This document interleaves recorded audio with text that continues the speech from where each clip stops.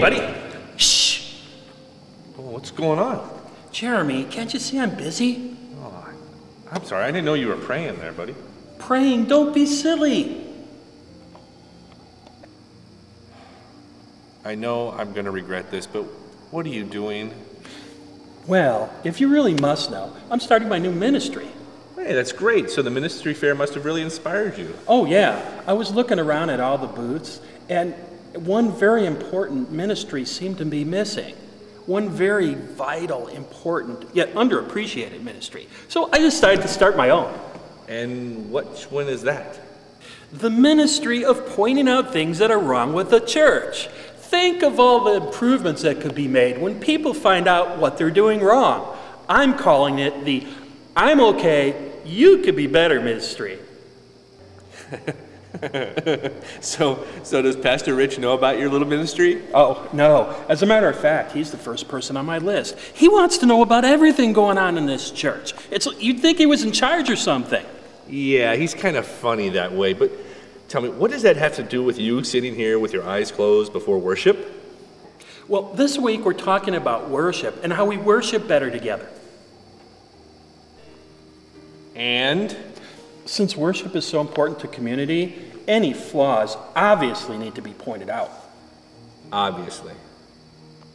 Exactly. In fact, I was pleasantly surprised to see that somebody had thought of the exact same thing. Really? Yeah, look, we already have complaint cards in all the pew racks. Ron, those aren't complaint cards, man. Those are registration cards. Well, that's the beauty of them. You put your name on the front, and then you fill out your complaint on the back. Complaints, man, those are for praises and prayer requests. Oh, well, that's so boring. What am I supposed to do with all these? How many of those things do you have? About 20. I've already cited multiple worship violations which have occurred each week. Worship violations? Yes, serious violations that interfere with my ability to worship. Like what? Here's some of the more serious violations I've recorded. Violation number 1, Pastor Jenny's kids running wildly throughout the sanctuary. You would think that a pastor would have better control over her children. Violation number 2, bad acting in dramas. If they're going to put drama in the worship service, they ought to at least find people who could act. Violation number 3, the offering. Violation the offering? What's wrong with the offering? We have one. Violation number 4, Susie won't let me in her class. Well, you know, that's downright blatant sex discrimination. Ron, I really think you're missing the point about worship. Oh, no, I'm not. I have all the sermon violations right here.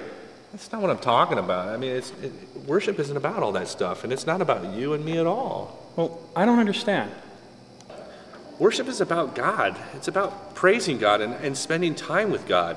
It doesn't matter if we like what's in the worship or how worship is performed. It's our attitudes and how we love the Lord.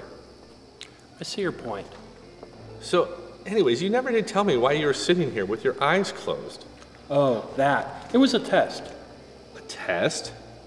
Yes, I was testing the level of politeness in our church. I was pretending to be praying, and I wanted to see if someone would rudely interrupt me. Sorry, buddy, but I'm going to have to give you a violation.